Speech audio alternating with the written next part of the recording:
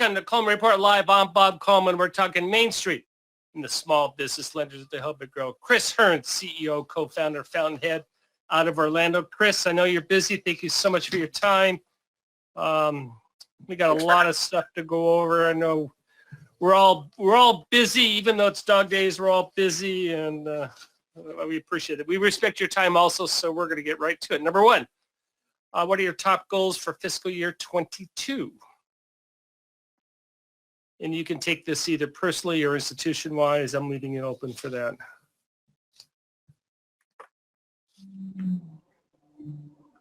Seven, 8%. Chris, you want to weigh in on that? I would, if I could vote for all four, I'd vote for all four. We can do whatever we want. Yeah, top goals, yeah, all four actually. All right. Well, I think we only allow people to pick one, but good. I'm glad to see 7A. Well, I mean that's all. Those are all great goals. Right. Number two. Are we running out of money?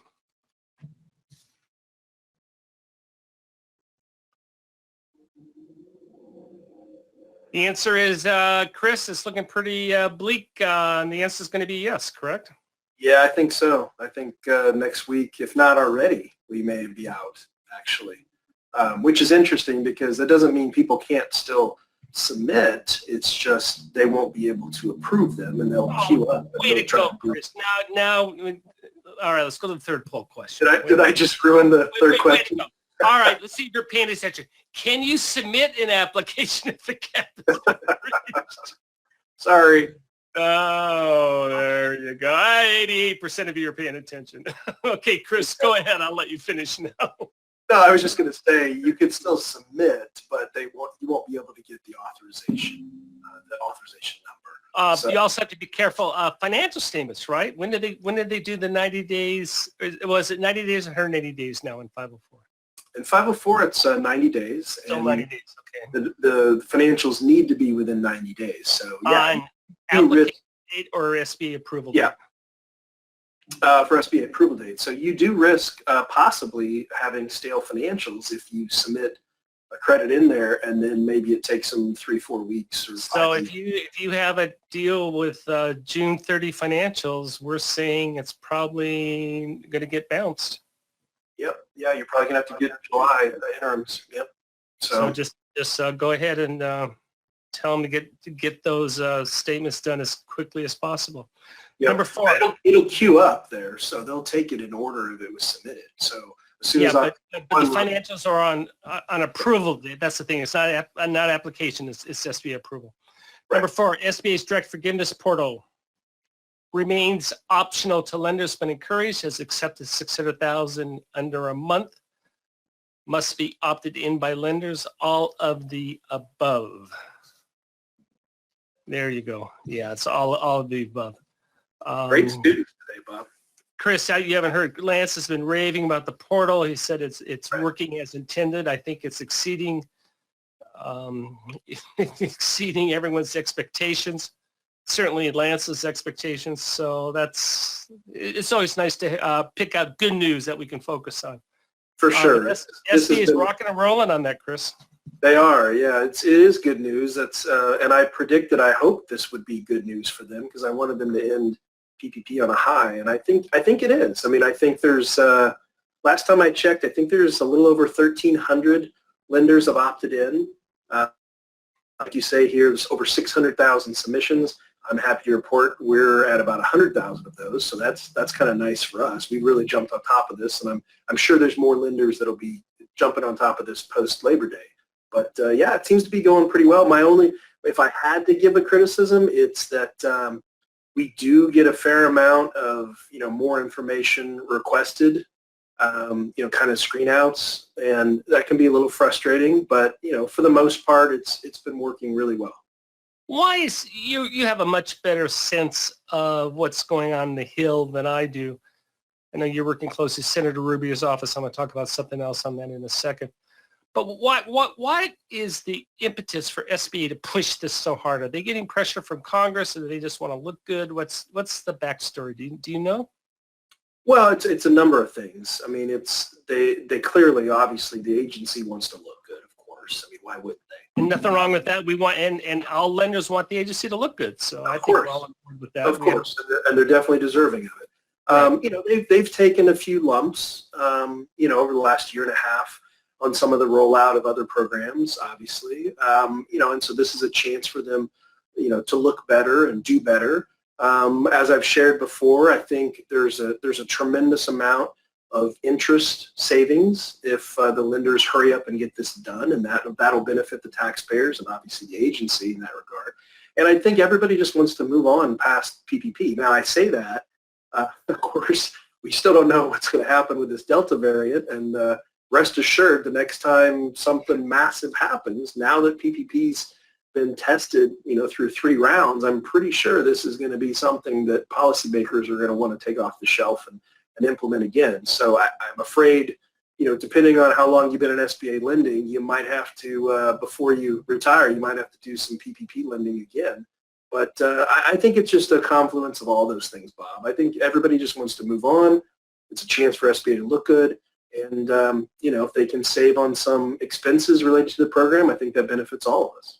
Yeah, no, I agree. And I don't know why I'm bringing this up, other than it really bothers me. The state of California just closed all of our national forests. It's a wildfire concerns, and half the states in that. So a lot of us had plans to go up in camping and off-roading. All right, that has nothing to do with anything other than I'm frustrated. You're entitled to be frustrated. That one, my wife keeps saying, well, why is it bothering you? It just, okay. John Riossi, our friend, American banker, wrote that the SBA program is going to run out of funds. That's where we are. NADCO's agreeing with that. And now we were talking, my understanding is, Chris, does the administrator have the ability to increase this by 10%, or is that just a 7A component? I'm a little unclear. Yeah, I don't believe 504 was subject to that law change of what was it, 3 or 4 years ago. I think it only applies to 7A. So I have to be honest, I don't know. I'm sure someone will please correct us on that, fact check us on that. Let's go through this real quick. How many loans are currently in back? Joseph, do we have this? Yeah, we have it. Go to the next slide, please. There we go. Currently in the processing center of Sacramento, as of 8/25, we have 600 applications in-house. The center estimates there is likely enough 504 loans to obligate the remaining of the allocations. So the good news is if your loan is in, it's probably going to get approved. If it's not in, as Chris said, they will accept it. They will work through it, but they cannot issue an approval number. That's why if you have June 30th financials, that could be problematic. And there's sufficient authority remaining on refi as well. I guess those are 2 separate buckets, Chris. Am I correct in that? they are, yeah. So refi is not impacted? No, there was a separate allocation for refinance. And the communication SBA sent out recently over the last week or so very clearly delineates the 2, normal 504s versus the refinances.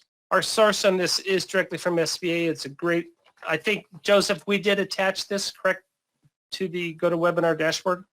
Yep, the handouts in the handout section, guys. So everything's there. Next slide. Yeah, once it's been authorized, they'll go through it, they'll approve it, but it's subject to availability. Number 3, they will do screen outs. They're processing as normal.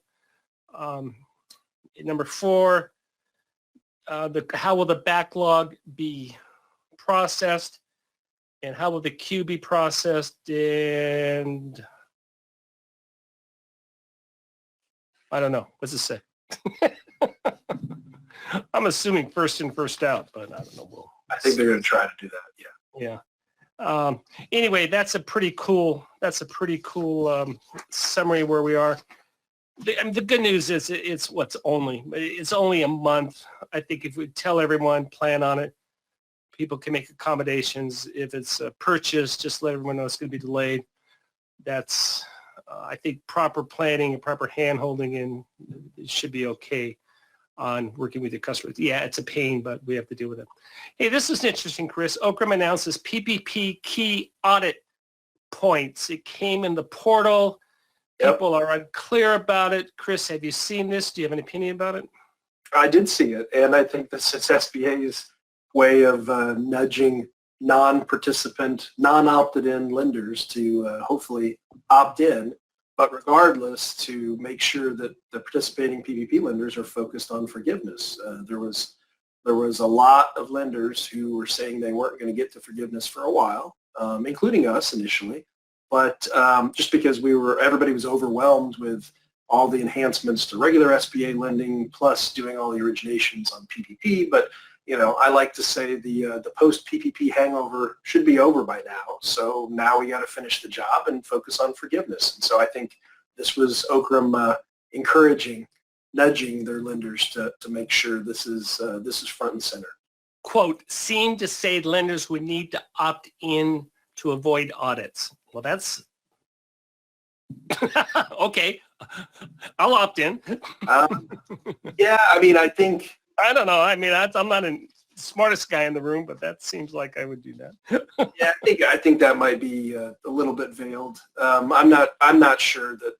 I think they're just sort of setting the framework that if you don't opt in and you're not encouraging forgiveness, you're probably likely to get audited. If you've opted in, maybe you won't get audited, or the probability goes down. And if you're encouraging forgiveness, then I would think you're probably. This is something. Go ahead and get it done. Get it done. If you got to hire some contractors, get it done. Chris, finish the story. Yesterday we ran about Senator Rubio and the letter he sent to Administrator Guzman about loan agent fees. Real quick, why is this issue important to all of us? Well, it's a bit of an oversight by SBA, and I don't blame them. They've been extraordinarily busy, but we had Treasury released the maximum loan agent fees per the 3 tiers of 2020 types of PPP loans. They reinstated that in January of this year, which was really only to 2 types of PPP loans because you couldn't make a second draw over $2 million. So the maximum loan agent fees were set in stone to some extent, but they never addressed the under $50,000 PPP loans that were only made in 2021, which had a different lender processing fee structure. So, it's caused some issues. There's a little bit of ambiguity out there. There's some loan agents that are complaining. There's some lenders that are complaining, and I just think rightly so. Hey, we're going to play by the rules, but we need to know what the rules are, Dang. I have no issue. And for the most part, we have all the rules now. It took a while on PPP and lots of iterations of it, but this happens to be one thing that they haven't issued a regulation on. And I think it could be done really simply, just add it to one of their FAQs, for instance, 2 sentences and you're done. So obviously, Senator Rubio is supportive of this and wants to see them issue this as soon as possible. Yeah. Do you see it happening? I do think it's going to happen. I don't know that it's going to happen soon. And if you ask me to define soon, I don't know what that is. 30. I'm out of that business too. I mean, I'd like to see it happen very quickly because it kind of shut the door on one of the last remaining things regarding PPP guidance. We've talked a lot about the new FTA. Just basically what we're going to say, it's live now. Procedures have changed. Make sure you're on top of it. We included the guidebook yesterday. By the way, if you ever want to go back and see any of our old daily Coleman Report live shows, just go to YouTube and Google Coleman Report, and they all come up. It's real simple on that. But the FTA is live, and that's basically just make sure you're doing that. Hey, we do something every month called the Top 10. It's for the C-suite. It's for your board. That is a specific product that we offer, so you keep your board members in the loop, as well as other C-suite managers who aren't involved with SBA on a day-to-day basis. We say, hey, these are the top 10 things that you need to know what's going on in terms of oversight. And this is going to be our top 10. I think we're going to finalize that today, but the top 10 for September. Very good, Chris. Well, and the House Committee is tomorrow. If you want to listen in, it's on Zoom. Just Google it. Go to the website. Could be interesting. Some of those are interesting. Some of them are not so interesting. But I would love to hear them talk about 504. I don't know if that'll come up on this. The topic is PPP forgiveness. So maybe your topic will come up that in terms of the agent fees. So that could be interesting. But I think that'll give a sense of how important this is to Congress. Therefore, it's important to SBA. Therefore, it's important for lenders. That's right. Fair assessment. Great. Hey, Chris, thank you so much for joining us. I know you're busy. Thanks, Bob. And thank you all. Thanks for joining us today for Coleman Report Live and for supporting America's Main Street, one entrepreneur at a time.